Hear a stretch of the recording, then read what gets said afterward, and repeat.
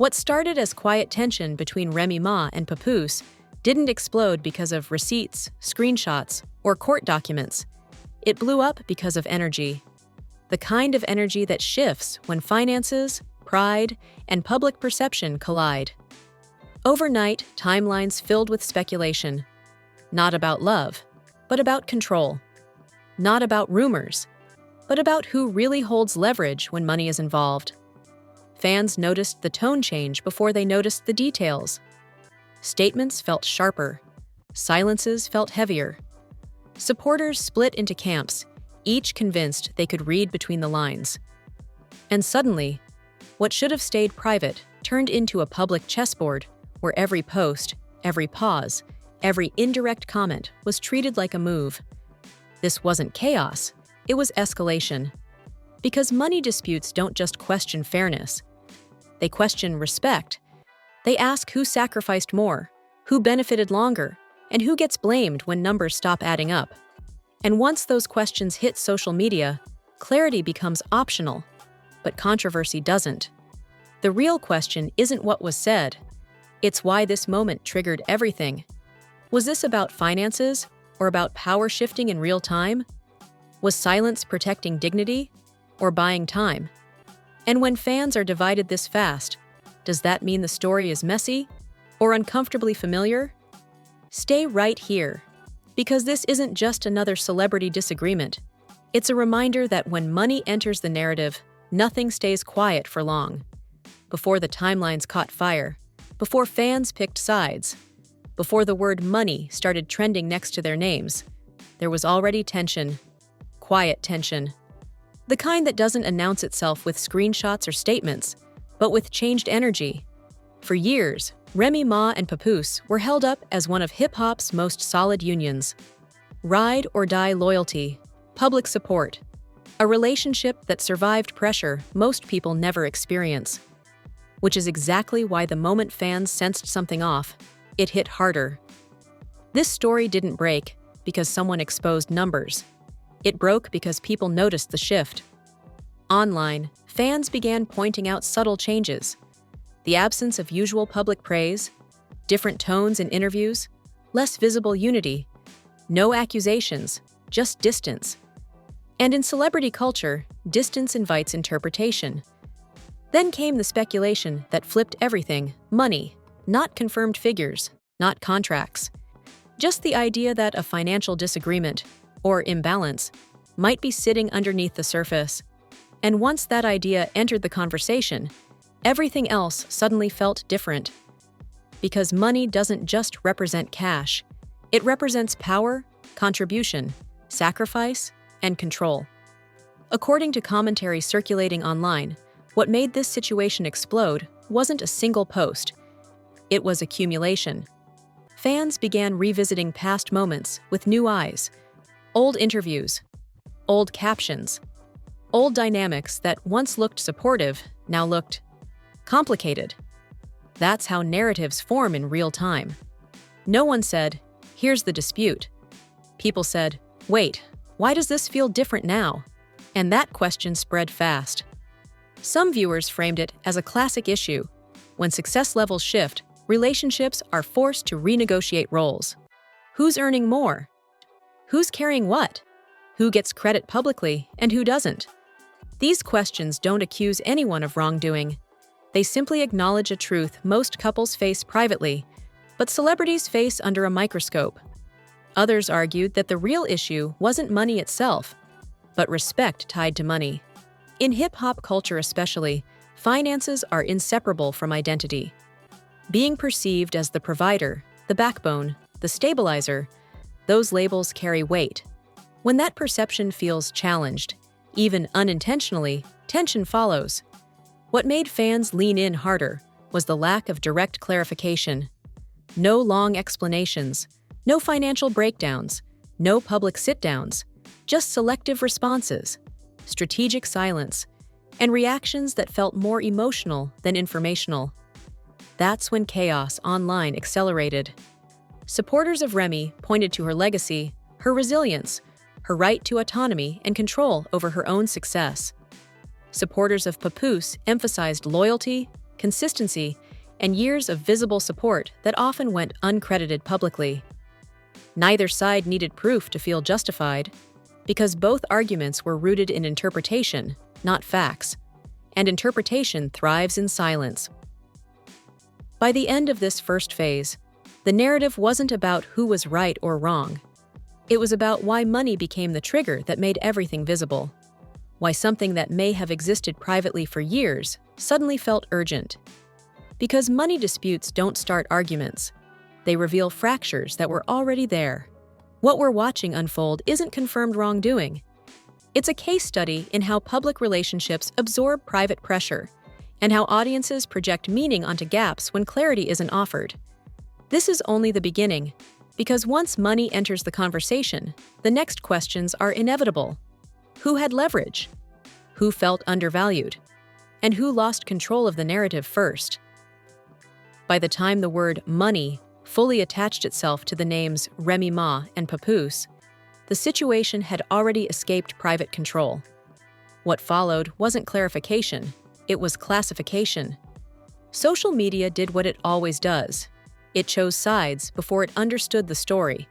And once sides are chosen, facts become optional. This is where the controversy shifted from curiosity to judgment. On one side, supporters framed the situation as a conversation about autonomy and earned success. They argued that Remy Ma's career, brand, and visibility placed her in a position where financial independence wasn't just expected, it was necessary. From that perspective, any suggestion of a money dispute felt like an attempt to undermine her agency or recast her success as owed. On the other side, supporters emphasized consistency and loyalty. They pointed to years of visible support from Papoose, standing by publicly, advocating relentlessly, and reinforcing a united image even when it didn't benefit him directly. In that framing, money wasn't about control. It was about recognition. Neither side had documentation, neither side had numbers, but both sides had narratives. And narratives are powerful because they feel personal. Social media didn't argue about bank accounts, it argued about values. What does partnership mean when success shifts? Who gets credit when one person's spotlight grows brighter?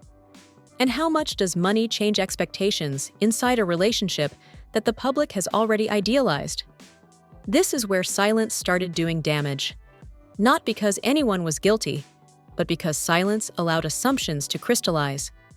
With no clear explanation, every pause became a statement. Every non-response became confirmation of someone's interpretation. Observers noted something important. The discourse stopped asking what happened and started asking who deserves sympathy. That's when controversies become moralized, when money disputes turn into questions of character, generosity, sacrifice, and fairness. And morality debates don't end cleanly. The algorithms amplified the loudest takes. Clips were reposted with new captions. Neutral moments were framed as evidence. Old interviews were revisited with a new lens. The past was edited to fit present belief. This is the danger zone for public figures. Because once a narrative becomes moral, walking it back feels like admitting wrongdoing, even if nothing has been confirmed. And defending yourself feels like escalating the fight. So restraint becomes the default. By the end of Part 2, one thing was clear. This was no longer about money itself. It was about meaning assigned to money, about who people believed deserved more, gave more, or lost more. And once those beliefs lock in, clarity struggles to catch up. By this point, the online chaos wasn't growing louder, it was getting sharper. The debate around Remy Ma and Papoose had reached the phase where words stopped helping and silence started doing the work. This is the moment many public couples recognize too late. Once money becomes moralized online, defense turns into fuel. Any explanation invites new questions. Any clarification gets dissected. Any emotional response gets reframed as guilt or manipulation. So instead, what appeared next was distance. Not a disappearance, not a breakup announcement, just a noticeable pullback from the center of the conversation. Media watchers noticed fewer direct acknowledgments, less engagement with speculation. A return, at least outwardly, to individual lanes. This wasn't avoidance, it was containment. When a narrative threatens to spiral beyond facts, the safest move is often to stop feeding it entirely. But silence is never neutral online. For some fans, the quiet confirmed their suspicions. They argued that if nothing was wrong, someone would speak up clearly. To them, distance looked like damage control, an attempt to let time erase discomfort. For others, the silence looked mature. They interpreted it as refusal to let private financial matters become public entertainment. In that framing, distance wasn't weakness, it was boundary setting. This split is important because it shows how the same behavior can mean opposite things depending on audience expectation. And expectations had already hardened. Another shift happened here: the loss of narrative control. Once fans start telling the story for you, your role changes. You're no longer shaping perception, you're reacting to it. And reactions, especially under scrutiny, almost always underperform silence. That's why many analysts argue that Part 3 is the most consequential phase. It's when public figures decide whether to keep fighting perception or outlast it. For Remy and Papoose, outlasting meant letting the story cool without confirming or denying specifics. That choice doesn't resolve curiosity, but it limits damage. Over time, attention moves. Algorithms pivot. New controversies replace old ones. But something always remains. Distance doesn't erase memory, it reframes it. Fans may stop arguing daily, but they remember the moment money entered the narrative. They remember how quickly admiration turned into judgment.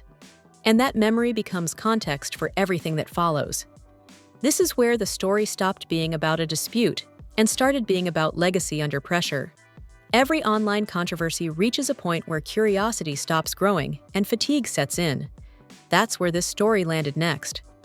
After weeks of side-picking and value judging around Remy Ma and Papoose, the timelines didn't go quiet. They went tired. And tired audiences behave differently. They stop asking for answers. They start deciding what they believe. This is the peak and burnout phase. Speculation has already done its work. People have formed opinions based on tone, silence, and perceived alignment. New takes don't feel new anymore. They feel repetitive. And when repetition sets in, the algorithm pivots. What replaces outrage is summary. You start seeing comments like, "We'll never know the full story." This feels like a private issue that went public. Both sides probably have their reasons. Those comments signal a shift from conflict to closure, even without facts. For the people involved, this phase is a relief and a risk. Relief, because the daily pressure eases. Risk, because whatever belief the audience settled on is likely to stick. Burnout doesn't correct misinformation, it cements impressions. Observers noticed how both artists leaned into forward motion. Not statements, activity, new appearances, new focus, separate lanes. The message wasn't spoken, it was modeled. This chapter won't define the next one. That's how many public figures survive unresolved moments. They don't erase them, they outgrow them. But here's the key insight of Part 4. Burnout doesn't mean forgiveness, it means prioritization. Audiences move on, but they remember how a story made them feel. And feelings are recalled faster than details. This is why money-based disputes linger as context. The specifics fade, but the lesson remains about power, recognition, and how quickly admiration can turn into moral judgment online. By the end of this phase, the chaos had cooled. Not resolved, settled. Settled into a quiet understanding that some stories end without answers, and that's uncomfortable but common. And that sets the stage for the final phase. By the time this situation reached its final stage, one thing was clear. The drama didn't end. It settled. That's how most real celebrity controversies conclude, especially when money is involved. There's rarely a press conference, rarely a clean explanation. Instead, the story chooses one of three paths: fade, fracture, or reset.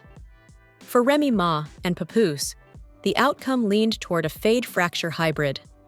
The fade happens when attention moves on, not because answers were given, but because the internet found something new. See how outrage gives way to indifference. But fading doesn't erase memory, it stores it.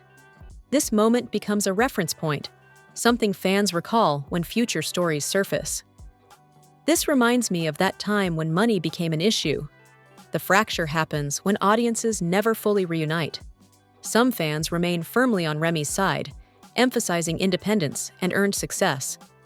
Others stay aligned with Papoose, valuing consistency, loyalty, and long-term support. No amount of time reconciles those views. They simply coexist. The reset, the rarest outcome, requires a deliberate rewrite of context, not denial, not defense. Replacement, new work, new visibility, new narrative strong enough to outweigh the old. And resets don't happen quickly. They happen through consistency. What stood out in this final phase was behavior over words. Just no dramatic clarifications, no public breakdowns of finances, just movement forward. That choice communicates something subtle but powerful. This story will not be the center anymore. Silence, here, delivered its last message. Earlier, silence fueled speculation. Then it became strategy. Now it became direction.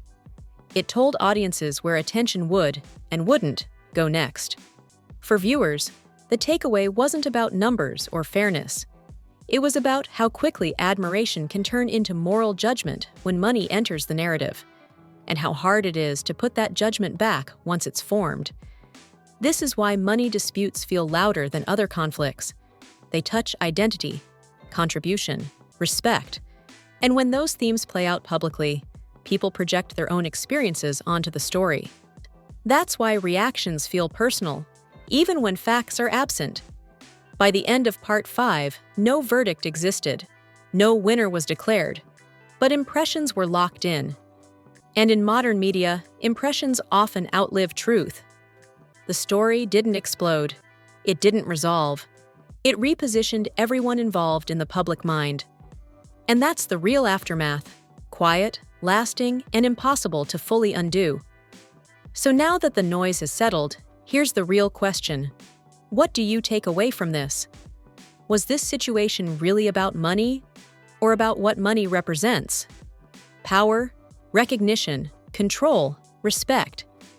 Because once finances enter a relationship, especially one the public has idealized, every silence feels louder, every pause feels intentional, and every reaction gets weighed for meaning.